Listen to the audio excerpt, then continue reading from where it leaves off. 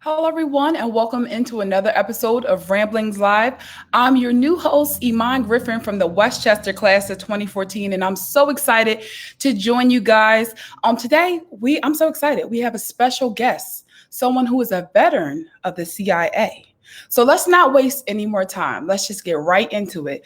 Help me welcome in Jack Devine from the Westchester class of 1962.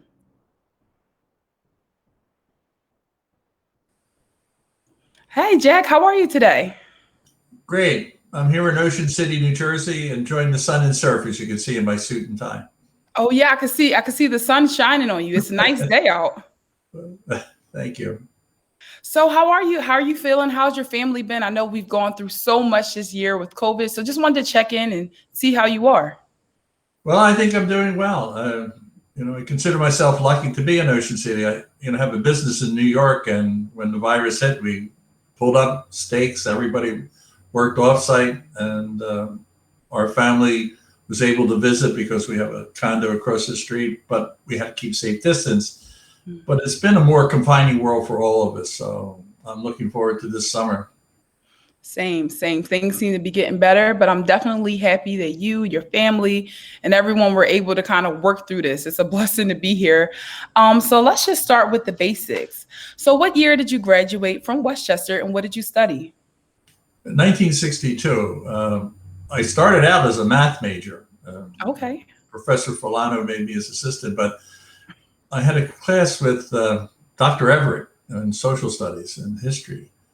And I was so intrigued by it that I switched majors and took a social studies major and actually went on to graduate school and got a master's degree in it. So I started out in one place and ended up another. And that's the story for so many people. So I'm happy that you shared that you started out in one major and then, a professor influenced you and you transitioned to another one, the one that was the right one for you. So what made you decide to attend Westchester University? Well, I'm going to first of all identify there was a blue collar family. I probably have 300 cousins, right? I Same. probably socialized with them for many years. But I'm actually the first person in my family who actually went to college. So it was a breakthrough. My father was in the plumbing and heating business. And let me tell you, I would have been a terrible plumber. Just don't have any skill. All my kids and grandkids are great, but I would have been a disaster. I would have been homeless today. But what happened, I remembered it like it was yesterday. I was standing outside of my father's bedroom and he said, Jack, you ought to think about going to college. Here's an ad in the newspaper, Westchester. And I knew Westchester was out in the country somewhere. I was in Clifton Heights at the time and I was born in Philadelphia. He said, yeah, $400. You can go there and go for a semester. Why don't you try it? So almost like a whim, I thought, well, that sounds like great fun. Why don't I do that? Right. So I joined and I actually became a commuter and traveled every day back and forth from college. But as we were talking earlier, I really got so much out of Westchester, and I hope we talk about that.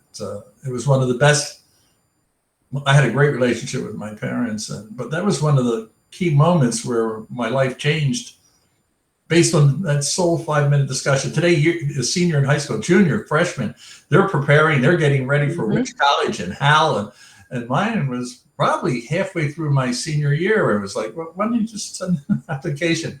Totally different than today. Just on a whim, you just sent it. I probably wouldn't have got into Westchester today. What'd you say? I probably would not have been accepted in the Westchester today. Oh, you probably would have. You probably would We don't know. We don't know. So you said you were from Clifton Heights originally? Yes. Well, I was born in Southwest Philadelphia, and then in the third grade, I moved to Clifton Heights, and I went to Bonner High School out in Drexel Hill, and I got deep Philadelphia roots. And then when I joined the CIA, who knew? You talked about transition. I thought I started one place teaching and ended up in Santiago, Chile during a coup. So my life went through those transitions. But I have deep Philadelphia roots, and that's why I returned to Ocean City, because it's really an extension of the greater Philadelphia area, including Westchester. Absolutely. Yep. I'm from Philly too. I'm from Philly too. So let's just get into being a commuter. And we were discussing about how, being a commuter, it kind of took away a little bit from, the school spirit, but you gained such deep relationships with the faculty. Well, I think one of the things that you did very well for me was to send me the yearbook, right? Hmm. And I haven't looked at that in decades, right? And it brought back, the memories of the school and some of the people very fondly. And it's a shame I should be reflecting on each of them every day because of the contribution. But there was all the social activities that I missed out on. And I thought, wow, you really shortchanged yourself. But then when I pushed back from the screen, I thought about it. The part that really mattered most to me was there were two things. And one of them you talked about earlier. There's just an atmosphere about Westchester. Yes. There's a feeling that people care, that they want to see you succeed.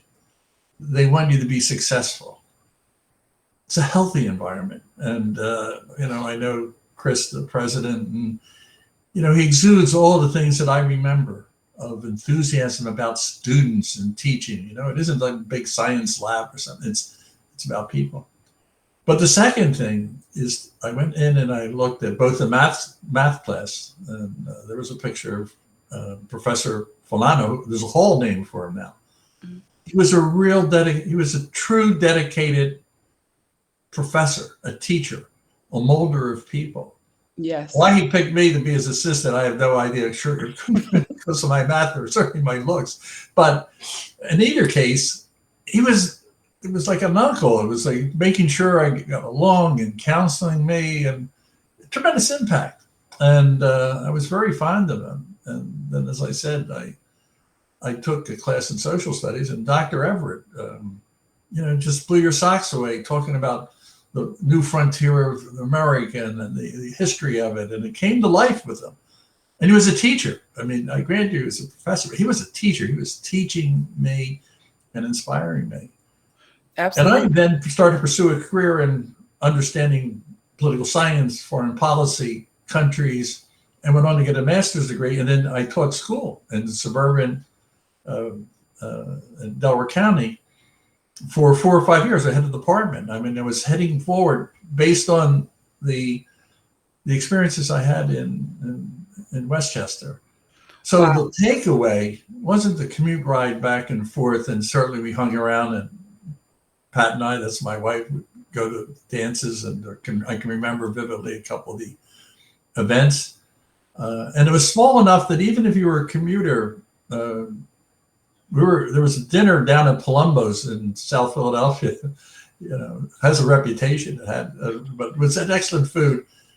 And I remember being there and a black tie sort of event. But the dean of the undergraduate students, it was like it was my. I looked at his picture today. I would say he's my older cousin. Back then, it looked like an uncle, right? He was a young man, but he knew us, and it was as if we were one of 5 students rather than one of 500 or whatever. Seriously. So and great education just make you feel that way. The personal part that I think was the big thing I took away, plus a sense of mission, either to be a teacher or to get involved in our country's policies. And it was at Westchester that those seeds were planted and watered. Definitely. And did you say that you met your wife at Westchester University too? No. Okay. You have a slide later on exactly where I met her, and that okay, perfect. I wish I'd gone on. I was a decent swimmer. I'm not sure I would have made the team. In fact, a lot of the sports I was decent, but probably not enough to get. Westchester had a great sports team. Okay. So now you flashed up the picture of it. Yeah, we got some memories here. So on the left, other than feeling that life has really been long for you, for your watchers, I'm the guy on the left. That's what I looked like when I was in Westchester. But in the summers, for 5 years, I was a lifeguard in North Wildwood. Oh wow!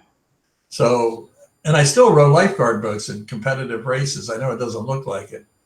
Sadly, my partner there was he was a tough young kid.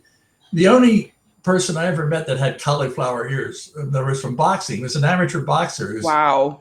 you're looking at an 18-year-old kid and he had cauliflower ears. But Oh my gosh. a real tough guy. You wouldn't want to mess with him. So that's how I spent my summers. But one day, a lovely blonde, we can talk about things like that today. I can anyway.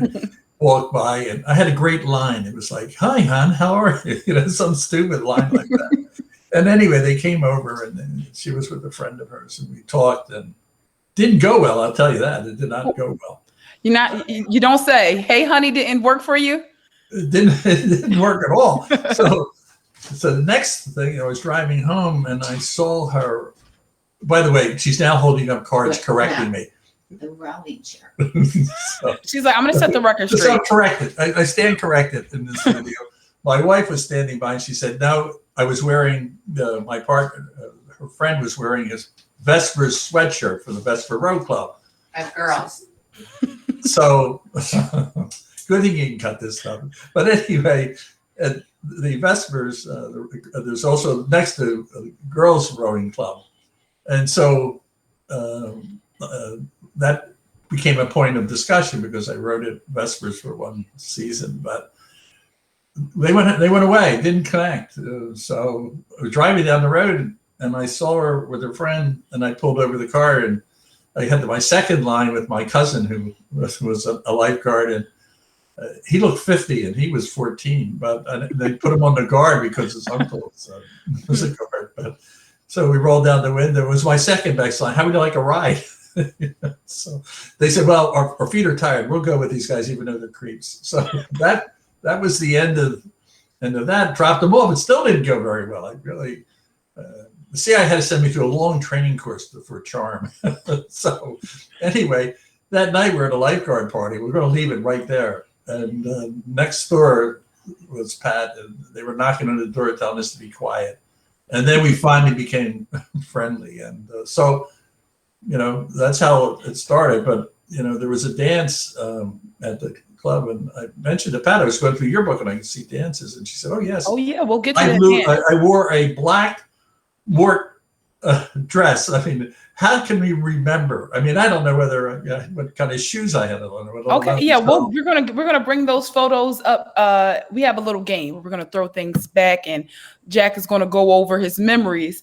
But before we hop into that, I did want to just talk about your transition because it's so interesting. You went from math to sociology to grad school. You became an educator, and then you entered into the CIA. So before we get into that, let's just talk about what your current position is now, and then we'll go back to that transition. Right. So when I left the CIA, I spent 32 years there. I was in charge of their worldwide operations. Wow. One of the biggest jobs I had there. But when I left, I loved the intelligence business. I love foreign affairs. I love foreign countries. So there was a very prominent lawyer, or is a very prominent lawyer in New York named Stanley Arkin, who's tried cases before the Supreme Court and so on. And he had defended a CIA guy many, many years earlier. And we established a relationship, and he suggested we go in business. Mm-hmm. He had his law firm, and I would do intelligence collection to help companies understand foreign governments, foreign people, business deals they were going in. And we started that 20 years ago. And it grew, and it's a very solid business, but it's very much doing what I did in CIA in the information part, not the action part, not the James Bond part. That it's really about how you collect information and how do you share that with high-end clients. Well, I mean, financial institutions and banks and law firms and so on. And it's been a lot of fun. I've had a great team of people over the years. Okay, wow. So, but again, it starts in Westchester. My interest in international affairs, I mean, I had not traveled anywhere. When I went to Westchester, I think I went to the Boy Scouts trip to Canada for 10 days. That's the extent of my internet. How I got in CIA is another mystery. But I've lived in 7 foreign countries. I've traveled to probably 75 of them. So, I mean, from when I walked on the Westchester campus, I mean, I probably have a hard time finding where Chile is, or let alone Bangladesh. So my life changed. Wow. Transition. Wow. And so to skip into, again, being an educator into like going into the CIA, what was that like? What made you, I guess, your foreign affairs, but was there like an application that you just decided to apply for? Well, I think most young people today have a plan, a strategic plan. I'm going to do this and I'm going to do that and I'm going to do Right. this. When I looked at my life, it looked like it was haphazard. Although when I went back, there was more rhyme and reason, and we can go into that later. But how I specifically got it wasn't unlike my moment with my father when he said, "Why don't you go to Westchester?" So for either an anniversary or a birthday present, my wife gave me a book called The Invisible Government, which was a scandal book about the CIA when there was only one or two books ever written about it. Wow. And I read it and had the opposite reaction. Wow, what an interesting life around the world. I bet I could make a contribution to the country. And remember, it was there was a real fight with the Soviet Union and communism, and the world and America was different in how it viewed these things. And I was seized with the sense of mission. So I wrote a letter. The CIA later showed it to me many, many years later. Now, my English teachers were great, but it wasn't poetry that I wrote to the CIA to get the job. It was, hey, I read something about you, I'd like to join, and put a stamp on it. And 3 months later, they said, go to 12th and Chestnut and knock 3 times on the door and you'll get interviewed. And that's how it started. It was a fluke. I didn't know much about CIA. But when I look back, I really feel that I belonged in CIA. And if we have destiny in life, Westchester was not the coincidence that I thought it was. Going into teaching wasn't the coincidence. Going into CIA wasn't. There's a real lashing together of these experiences. I could not have gotten in the door. I hadn't gone to Westchester and gotten a good education. Absolutely. Let me change that. If I hadn't gotten the right mindset out of Westchester, I would have been maybe not even noticed the opportunity to go into the CIA. Absolutely. That full circle, though, I think people need to hear that, because sometimes life is about the, destination. And then sometimes for you, life's about the journey. You don't know where you'll go, but you always end up in the right place. So it's always important to remember. And we see a photo here. You want to let us know what this photo is and around what time period, what country? Well, you see, I'm a couple of years older than I was as a lifeguard, but again, it is throwback. This was probably in the middle of the most important mission that I had in CIA. It's probably where I touched history more than any other moment. And this is when I was in charge of CIA's Afghan task force, responsible for driving the Russians out of Afghanistan. That was my responsibility. Wow. And it was the drive that war. It's colloquially known as Charlie Wilson's War. It wasn't. But they've made movies about it and a lot of other things that are. You could read my books and you'll get the real story. But here I'm up in the hills, right on the border with Afghanistan, and these are the Mujahideen fighters. And this is a really fun picture because if you look at them, they have the most stern-looking faces, and there were wars. This isn't a group you want to tangle with. But once the picture was snapped, they all broke out laughing. They thought this was the greatest thing since sliced bread. So there's a real human size. But these are brave people that face down Russian tanks and Hind helicopters and the Stinger missile. For some of your folks that of a certain age will remember that when the Soviets were flying and the country was suppressed, the introduction of Stinger missile led to them leaving. That's my shorthand on it. And it contributed to the fall of the Soviet Union. It was one of the 3 or 4 major considerations: how the Russians handled the economy, the staleness of their ideology. All of those things contributed. But that Afghan war made a difference. And I had a role in it. I was there when all these brave people and people in CIA. But there were little things that happened too. I mean, every year when I was running it, I would buy 9,000 mules out of China, and they would be marched across into Pakistan because you had to get the weapons. We were supporting 120,000 Mujahideen fighters. That's a lot of AK-47s. I was going to say, this is a lot. This is so much that you're sharing. I'm like, this is like world history here. Well, in the book, I have two books, but the more recent one is really about that struggle with Russia, not only in the past, but how it applies today. Because some of the things, and again, I want to keep this more about Westchester, but the book that you have there, it's the struggle we've had with Russia, not only during the Cold War, but also what's happening in modern times. Why are the Russians meddling so seriously in our political process? It's not about candidates, it's about keeping us weak. And Putin's strategy, when you look at it, is really the same one that his predecessor used in the Cold War.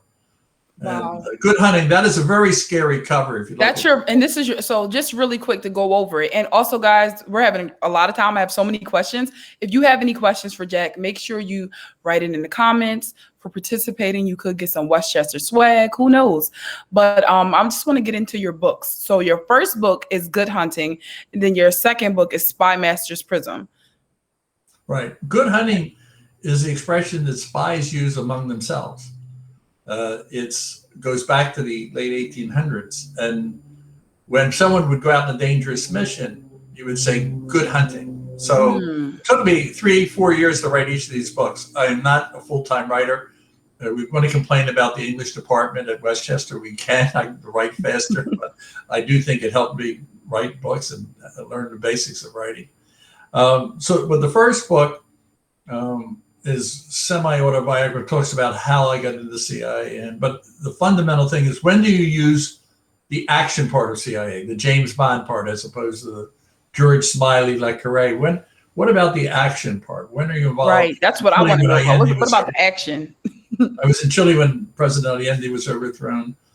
I was in the middle of the Iran-Contra affair. I was dissenting, but I still had a big role in it. I was around the Afghan program. I was in charge of running down Pablo Escobar in Colombia. So that's the action part. The intelligence part and collecting intelligence is more in the spy master's prism. Spy master being me, that's what people are that run spies.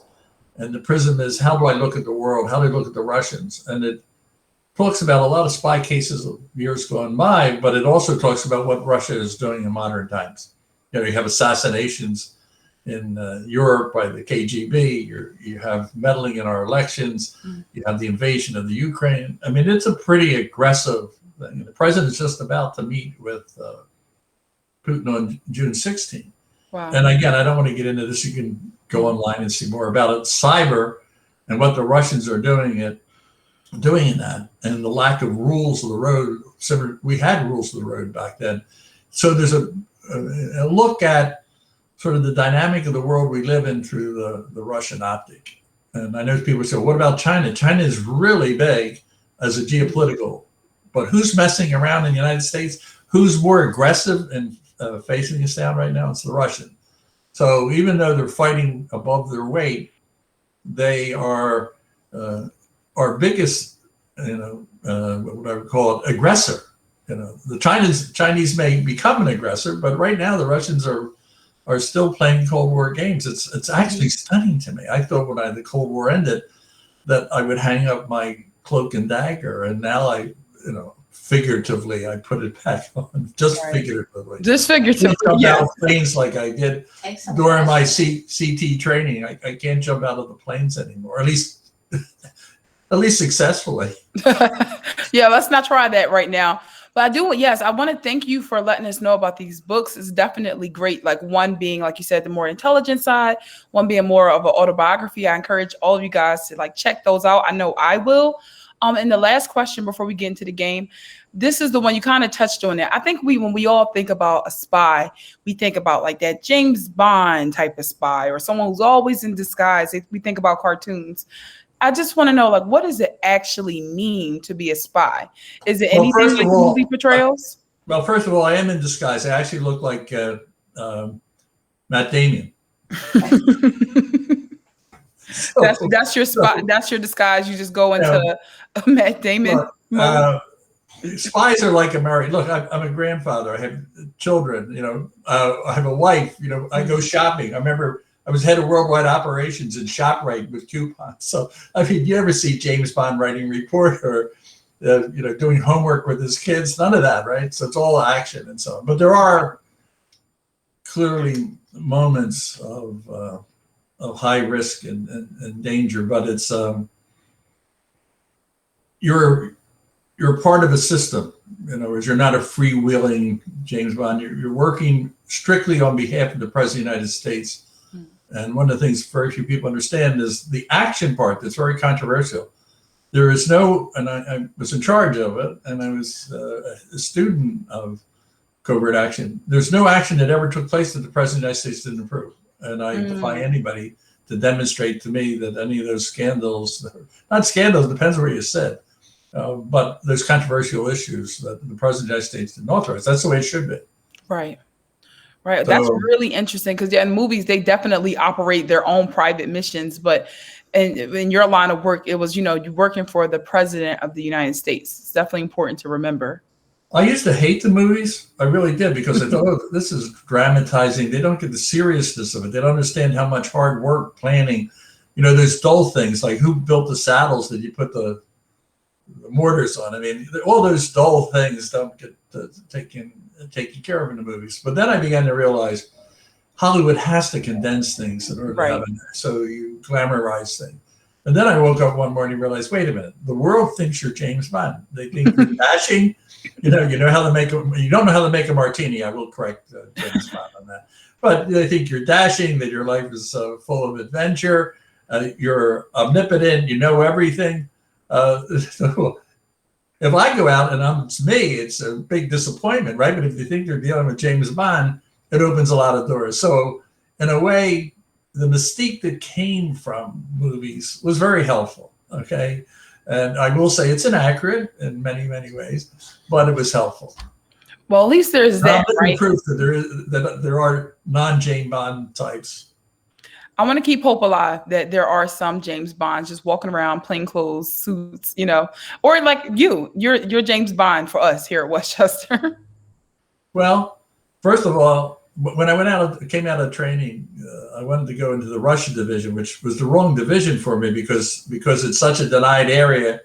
All you do is spend all day trying. I'm going to really make a lot of people annoyed. Finding a way to put a message in a rock so a spy picks it up.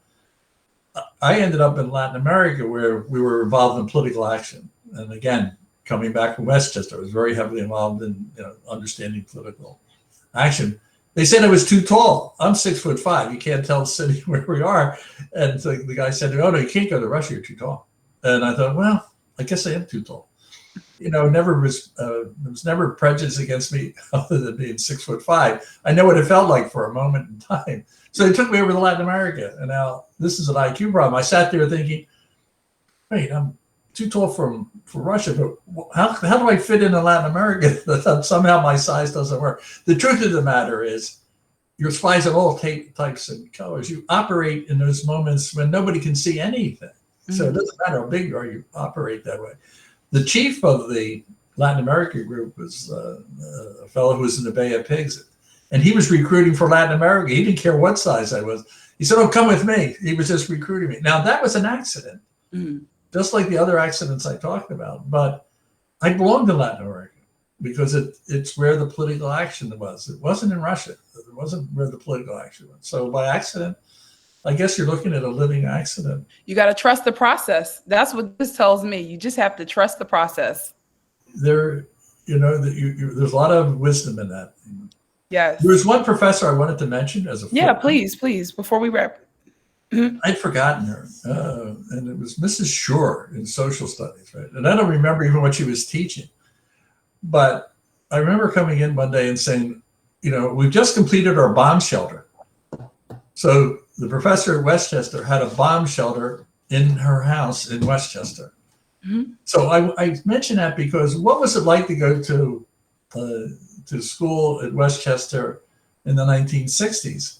It was a Cold War where people actually thought we were going to be in a nuclear exchange.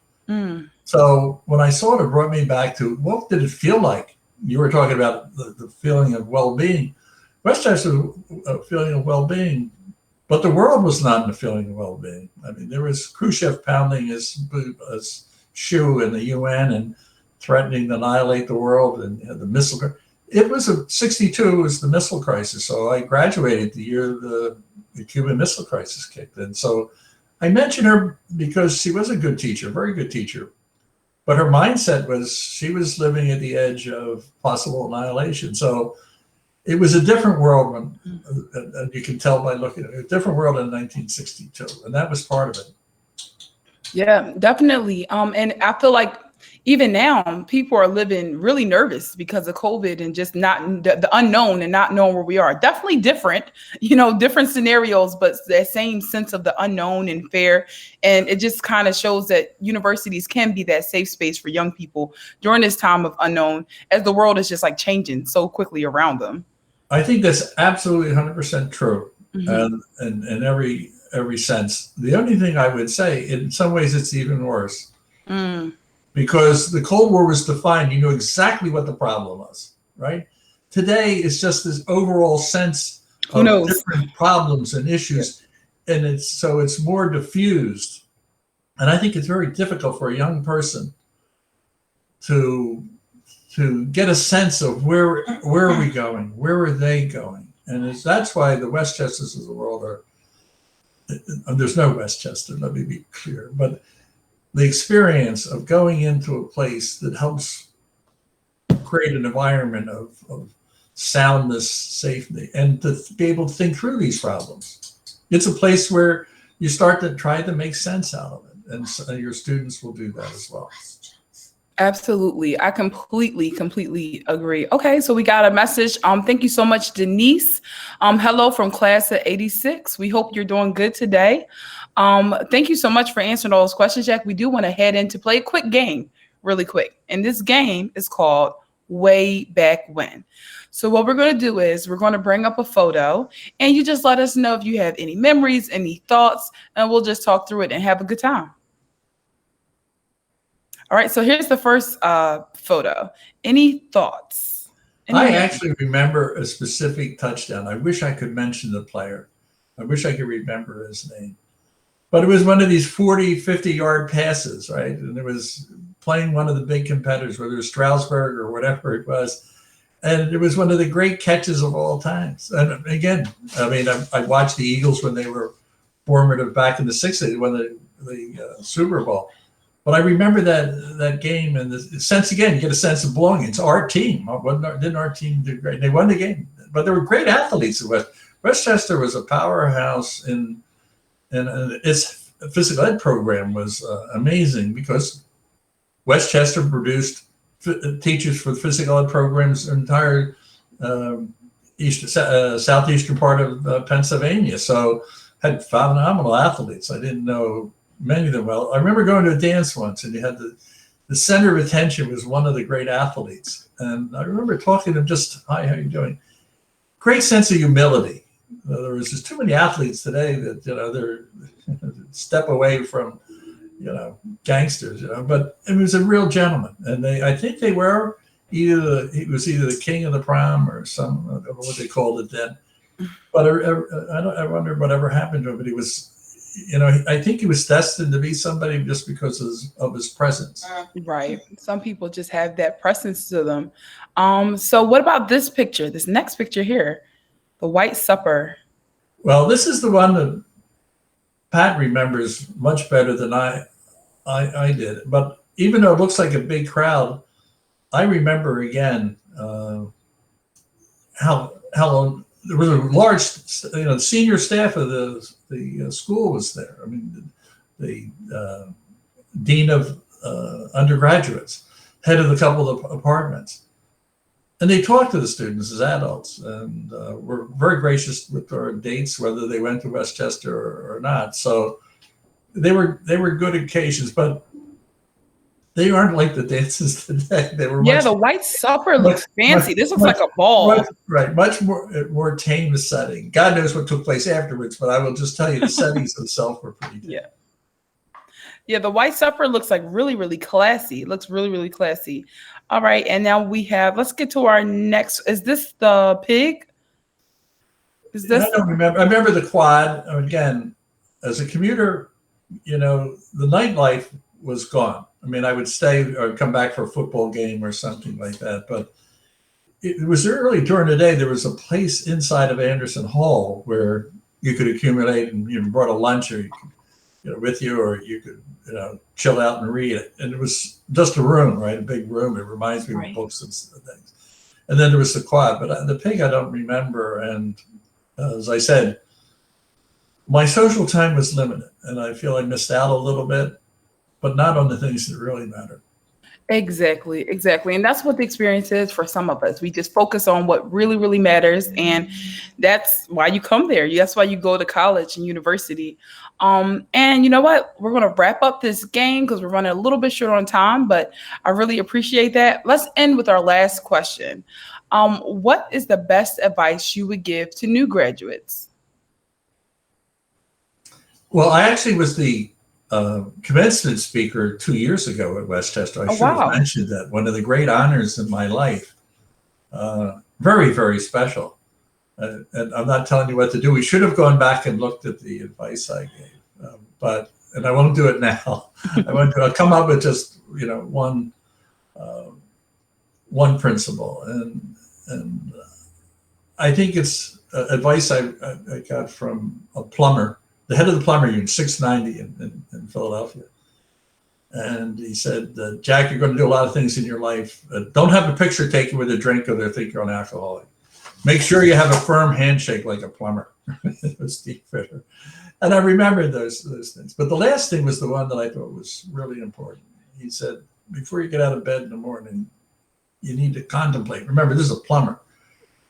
But he was the head of the union, so he was a politician. He said, you need to think about the world in a strategic way. You need to think about yourself in a strategic way. In other words, it's too easy to get out and, okay, now I'm going to brush my teeth, I'm going to do this, I'm going to do my homework, and I'm going to go do this, and I'm going to do that. You need every day to put in context your life and the world you live in. And it's I think it's advice I follow. I think contemplation in the morning, and if you have religious orientations also, it's a really good time to think beyond the tactical and the daily. And it served me well through my life, but particularly in CIA where there were decisions about life and death and things like that. You need to think profoundly. And this is about good hunting and Spy Master's Prison, about the responsibilities that you have. So that would be my parting advice. Give a little time on reflection. Absolutely. Ground yourself in the morning. Think about the big picture before you just hop into the day-to-day, because it's so easy to get caught up in those things. Jack, thank you so much for taking the time to talk with us and let us really understand what your experience was like as Westchester, from your time as a commuter, your time transitioning, going to the CIA, writing 2 books, just all this world history you dropped on us. We appreciate it. We're proud to see someone like you came from Westchester. You're the first person I ever interviewed, so I'm definitely going to remember this one. If people would like to learn more, they can definitely check out your books. The first one, again, was called Good Hunting. The second one, Spy Master Prism.